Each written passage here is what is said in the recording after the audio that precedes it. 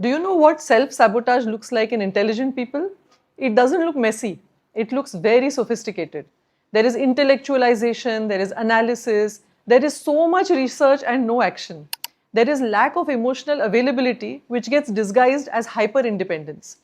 So when you are intelligent and your mind is taking control, it's very easy to disguise that fear as protection. I need to research a little bit more. I need to find out a little bit more. Maybe the time is not right. Other people are doing something different. All these excuses and explanations keep you stuck in preparation and never reaching action. The tragedy of this is so many intelligent people are living half lives because they are so worried, not because of the fear of failure. They get stuck because of the fear of success. They are afraid to be seen, and their whole life they have been stuck in trauma patterns which makes them afraid to be visible because they have always had to work very hard to prove themselves worthy of being loved, of being accepted. Does that sound like something very familiar?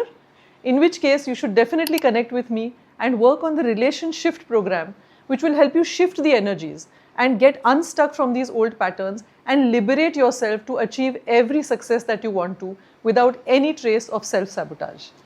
I can usually tell just 5 minutes before someone is about to self-sabotage themselves.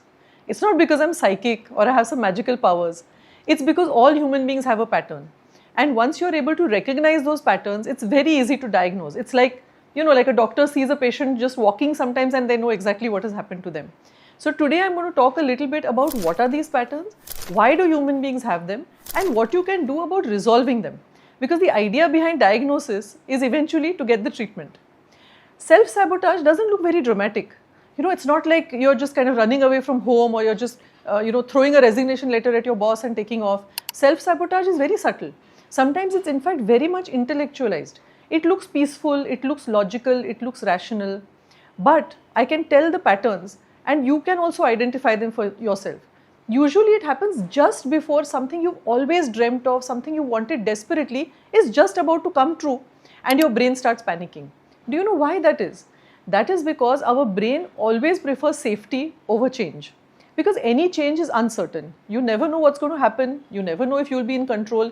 If you're stuck in exactly the way you've been all your life, you're absolutely safe because that is what your brain has been trying to do. So the slightest change, maybe a promotion which you were really desperate for, maybe a relationship that's really going well, as soon as it feels like it's about to change your life pretty much permanently, your brain will immediately pull you back. You will start fighting with the person, you will start looking for flaws in that promotion, you will start intellectualizing. If there is maybe a business plan that you have started and a partner says, okay, look, I'm on board, let's do this. Suddenly you'll be like, let's do a little bit more research. Maybe the time is not right. Maybe everyone's doing this. Maybe let's do some, market study, etc. So these are all the ways in which we hold ourselves back, literally on the edge of that amazing thing that's about to happen for you. I can usually tell just 5 minutes before someone's going to sabotage themselves. Not because I'm psychic or I have magical powers, I have just learned to recognize the pattern. Most people think self-sabotage is something very dramatic. You throw the resignation letter at your boss and leave the office, or you're just about to get married and you turn around and run away, because that's what we've seen in the movies. But in real life, self-sabotage can be very subtle. It can even look very intelligent and practical. Your brain will tell you, let's analyze a little bit more, let's do some more research, maybe this is not the right time, let me ask 10 other people for advice. You will notice that usually this happens just before or on the edge of receiving the dream of your life. Whether it's the promotion you've been dying for, whether it's a relationship that's going well, whether it's a business partnership that has come through. And do you know why that is? So it's very important for us to be able to recognize the start of self-sabotage, but even more important to understand what is behind it. Because unless we are able to get the awareness of that pattern, we are not going to be able to resolve it. And sadly, so many intelligent people, so many capable people are stuck, living half lives because they simply don't have the courage to cross that bridge into that magnificent success, the dream that they've always been wanting. So what is it that really holds people back? I'll tell you the very simple answer to this. Our brain or our mind is geared towards keeping us safe.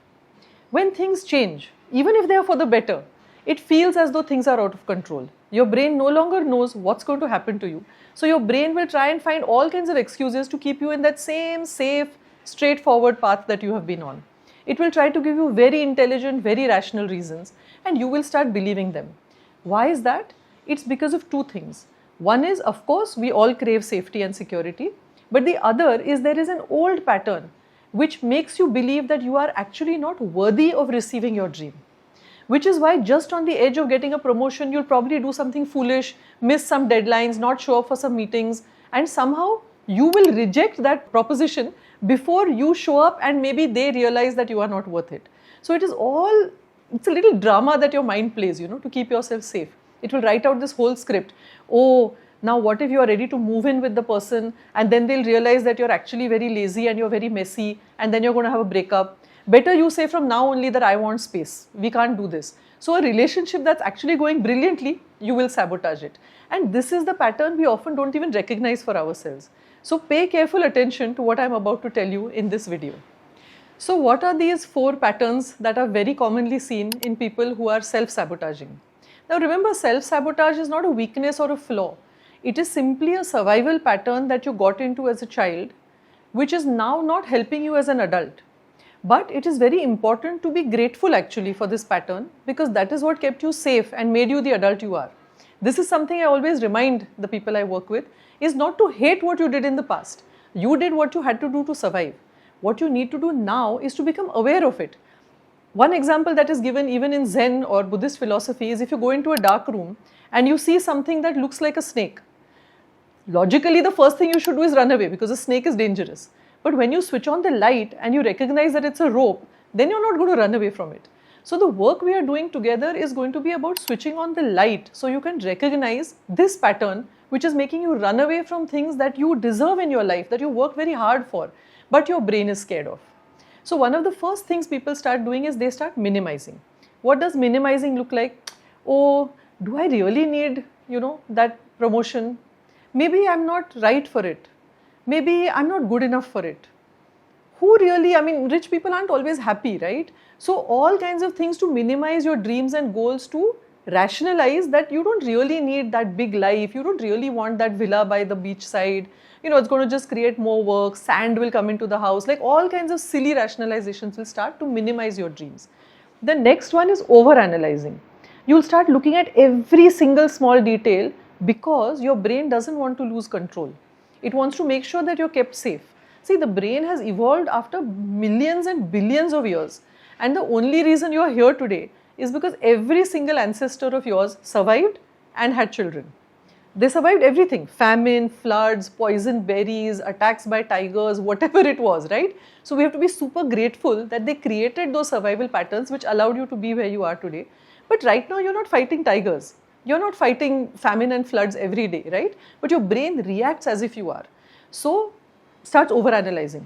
I need to do more research. I need to find out more about the market survey. I need to, get 10 people to advise me. Maybe I need to read 6 more self-help books and do 4 more courses, right? So you get stuck in this trap, what I call paralysis by analysis. Just overanalyzing every single thing without actually taking action, because action is what is scary. Preparation? Fine, we are all safe. Just keep preparing. It's like, suppose you just prepared for the 10th standard or 12th standard exam but never actually give the exam. You're in a very happy zone because you can't pass or fail if you've never given the exam, right? You've done fantastic preparation. So that's the over-analyzing phase. And the third phase is when you actually start pulling away. This is what people recognize as sabotage, because you are actively doing things which are taking you away from your dream. Maybe, as I said, you get delayed on the down payment for your dream flat. You don't submit that last document that is needed for a particular job application. You'll fight with somebody who's, trying to build a relationship with you, which is going really well. Because then you're scared. Oh my God, if this goes well, then I'm going to have to do better. Right now, if I reject them, then they can never reject me. So I'm safe, right? So that is the actual pulling away pattern that you have. But deeper down underneath it, there is an inner child who has not received emotional safety. And that is the work that we need to do in relationship, because it may look to you that, oh, I'm 30 or 35 or 50, I'm very rational, logical, educated, individual. But the truth is that a lot of these actions or these thoughts are coming to you from that 8-year-old or 6-year-old who is still stuck inside, never felt emotionally safe for whatever reasons. Maybe there was a dysfunctional family, maybe you had a traumatic experience as a child. I worked with someone, absolutely brilliant person, very senior, respected anesthetist, very specialized anesthetist, had perfectionism to the extent that it was actually sabotaging her progress, right? She was unable to attend conferences and make presentations without checking everything 20 times, getting a migraine headache, not able to talk to anyone the day before. And when we did the work together, it was a memory she didn't even recall consciously. But suddenly it came to her. She said, when I was 5, I had gone to school, my parents dropped me a little late, and the principal punished 4 or 5 of us who came late by sitting outside in the sun for the whole day. Just imagine that 5-year-old child, what lesson she learned from that. I can never be less than perfect because the punishment is way out of proportion and it hurts too much, right? But as a 5-year-old child, she had no way of analyzing why she was doing it. So even as a 35-year-old, she was still in the same pattern. I can never do anything wrong because if I do anything wrong, I will be punished. So self-sabotage often comes from a very, very deep, unhealed trauma or even unprocessed experience. Every experience is not traumatic in the sense of, like a major injury or a major abusive thing. It could just be something as small as this, a 5-year-old child being punished for something she just cannot understand. Like, what did I do so wrong to be left out in the sun for 5 hours? But she remembered, I have to stay safe. I have to never be kept out in the sun like this alone and abandoned. I will do whatever it takes to be perfect and follow the rules of every adult, which is great to survive in childhood. But if you start doing that as an adult, you're no longer able to progress. So these are the kind of patterns of self-sabotage which we will need to analyze so that you can break the patterns or move beyond the patterns. It is not something that is wrong with you. You are not broken. In fact, the very fact I feel that we have self-sabotage patterns tells you how much your brain and mind wants to keep you safe. But unless you unlock that cage and move beyond it, you're not going to, achieve the potential, achieve the magnificent gifts that the universe has for you. And everything that you actually deserve, you really worked very, very hard for. It's just one small pattern that we need to break. So if any of this sounds familiar and you're interested in doing more work on it, connect with me and I would love to support you through the Relationship program. No more self-sabotage, only magnificence. So as I said, I can recognize 5 minutes before someone's going to sabotage themselves. Not because I'm magical, not because I'm psychic, but I am now trained to listen to the fear behind the logical explanations. I am trained to understand when you are feeling a lack of safety, even if your dream is literally within reach. People don't self-sabotage because they don't want happiness. People self-sabotage because they have a fear of being seen. Because they have a fear of being seen by people and judged by people as not being worthy, as not being deserving enough. And all this comes from very deep-rooted experiences which have not been processed or which have not been released. So, this is not about changing who you are. You are not broken, you are not weak, you are not damaged. You are exactly who you are meant to be. This is about looking inside and answering this question, why am I pulling back from this? As soon as you get the awareness, it is like shining a light in a dark room. Everything will immediately become clear. Of course, it's not as simple as I'm saying to break those patterns and move beyond it, but the awareness is the first step. And the work that you have to do on yourself, this is why coaches and mentors exist. So if you are interested in doing the relation shift work, which is going to shift your energy, it's kind of trapped and stuck in that old pattern. And it's holding you back, like you're literally reaching out for your magnificent future and something is holding you back. The work we do together will allow you to move forward magnificently and to achieve every happiness that you deserve.